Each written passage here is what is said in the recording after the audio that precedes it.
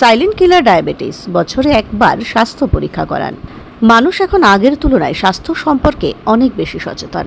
রক্ত পরীক্ষা থেকে শুরু করে ইসিজি সহ অন্যান্য পরীক্ষা নিরীক্ষা বেশি করে করছেন। তার ফলে রোগব্যাধি চিহ্নিতও হচ্ছে বেশি বেশি করে। আগামী 1 জুলাই চিকিৎসক দিবসের আগে সকলের কাছে এই বার্তা মেলে ধরলেন IMA আর শিলিগুড়ি শাখার সম্পাদক তথা বিশিষ্ট চিকিৎসক ডাক্তার শঙ্খ সেন। ডাক্তার শঙ্খ সেন বলেন, মানুষের স্বাস্থ্য সচেতনতা বৃদ্ধি পেয়েছে, তবে আরও সচেতনতা জরুরি। আজকাল 25 থেকে 30 বছর বয়সেই ছেলে মেয়েদের শরীরে মেদ হয়ে যাচ্ছে। শরীর চর্চা কমে গিয়েছে, এক জায়গায় বসে বসে অনেকেই কাজ করছে, খেলার মাঠ নেই। তার সঙ্গে জাঙ্ক ফুড, ফাস্ট ফুড গ্রহণের প্রবণতা বাড়ছে। জীবনশৈলীর ধরনও বদলে যাওয়ায় ব্লাড প্রেশার, ব্লাড সুগার অল্প বয়সেও এখন দেখা দিচ্ছে। এজন্য তৈলাক্ত খাদ্য, চিনি বা মিষ্টি খাবারের বিষয়ে সচেতন হতে হবে। বছরে একবার স্বাস্থ্য পরীক্ষা করাতে হবে। কিডনি, রেটিনা ইত্যাদি পরীক্ষা করাতে হবে। এখন সুগারের অনেক ওষুধও আসছে, তবে সুগারকে অবহেলা করলে কিন্তু কিডনি, চোখের ক্ষতি হয়ে যাবে। তাই সুগার বা ডায়াবেটিসকে সাইলেন্ট কিলারও বলা হয়। আগেকার দিনে না আমরা সোজা কথা what your mind does not know eyes cannot see, আমি যদি না জানি ব্যাপারটা সম্পর্কে আমি তো বুঝবো না যে আমার এই রোগ হয়েছে। অ্যাওয়ারনেসটা ছিল না। এই অ্যাওয়ারনেস, সচেতনতাটাই কিন্তু মোস্ট ইম্পর্টেন্ট। এখন কিন্তু মানুষ অনেক অ্যাওয়ার হয়েছেন।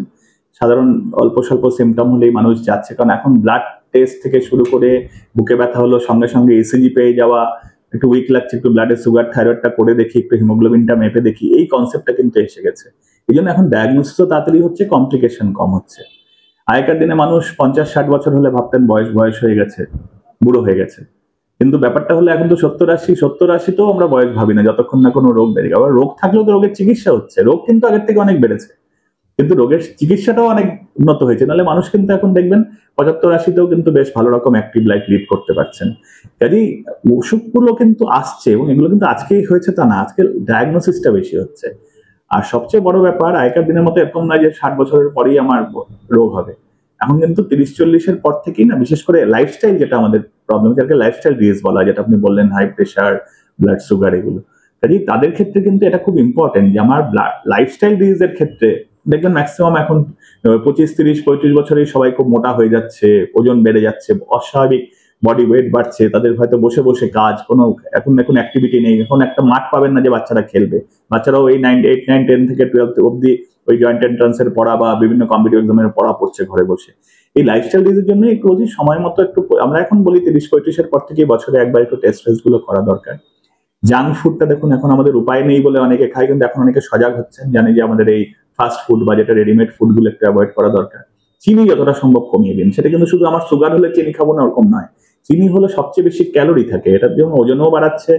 ফ্যাট, যেমন পাঠা খাসির মাংস, ডিমের কুসুম, যেগুলো বা যেগুলো দুধের মধ্যে যেগুলো বাটার, ঘি জাতীয়, যেগুলোতে তেলটা বেশি থাকে, এগুলো কোলেস্ট্রল বাড়তে হেল্প করে, এবং বডিতে এমনিতেই কোলেস্ট্রল তৈরি হয়। যারা বেশি করে খাচ্ছেন তাদের ওগুলো বাড়ছে। খাওয়া দাওয়াটা মিষ্টি, হ্যাঁ, চিনি, মিষ্টি, তৈলাক্ত ভাজাভুজি, এগুলো একটু কম খেতে হয়।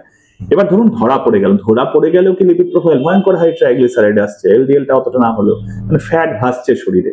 তো এগুলো কিন্তু একটু সচেতনতার দরকার, এবং রিপোর্ট পেয়ে গেলে কিন্তু এখন একটা অসুবিধা নেই, এখন কিন্তু ইমিডিয়েটলি খুব ইজি ট্রিটমেন্ট আছে। আগেকার দিনে ওষুধ 2-1টা ছিল ডায়াবেটিসের ক্ষেত্রে, 4-5 বছর পরে ওষুধ কাজ না দিলে ইনসুলিন নিতে হতো। এখন তো বলতে গেলে আমাদের টাইপ 2 ডায়াবেটিস, যেটা বড়দের হয়, সেখানে কিন্তু এত ওষুধ এসে গেছে, এত ভ্যারাইটি, এবং প্রথম থেকে ট্রিটমেন্ট হলে 15-20 বছর, 25 বছরের মানুষ ডায়াবেটিসের রোগ নিয়ে চলছে, এখনই ইনসুলিনের। কিন্তু মানতে হবে কিছু নিয়ম। মাঝে মাঝে কিডনির পরীক্ষা করতে হবে, মাঝে মাঝে চোখের রেটিনা দেখাতে হবে, ইউরিনের অ্যালবুমিন লিক হচ্ছে কিনা দেখতে হবে, বছরে একটা ইসিজি করতে হবে। ডায়াবেটিস তো সাইলেন্ট কিলার বলা হয়, ও চুপি চুপি কি করছে কেউ জানে। শুধু সুগারটা একটা সংখ্যা, কিন্তু ভেতরে হয়তো কোলেস্ট্রল বেড়ে গেছে, হার্টের রোগ এসে গেছে, কিডনি ড্যামেজ হতে শুরু করেছে, চোখের রেটিনা, হাত পায়ে অনেকের জ্বালা ঝিঝি হওয়ার আগেই কিন্তু নার্ভের প্রবলেম শুরু হয়ে যায়। কাজে এগুলো যদি ডায়াগনোসিসটা ঠিক মতো করা যায়, ট্রিটমেন্ট করাটা কঠিন কিছু নয়, কিন্তু মানুষকে সজাগ হতে হবে, দেরি না করাই ভালো, এবং টাইমলি ফলো আপ। কাউকে হয়তো 2-3 মাসে ডাকা হলো, সে 1 বছর পরে এলে কিন্তু সেই ওষুধটা ওয়েস্ট হয়ে গেল। কাজে ওষুধটা কিন্তু খেলেই যে সেরকম যে তার সুগার বেড়ে গেল তা নয়, কমেও তো যেতে পারে। টাইমলি ফলো আপ, কিন্তু এই কনসাসনেসটা অনেক বেড়েছে এখন মানুষের মধ্যে।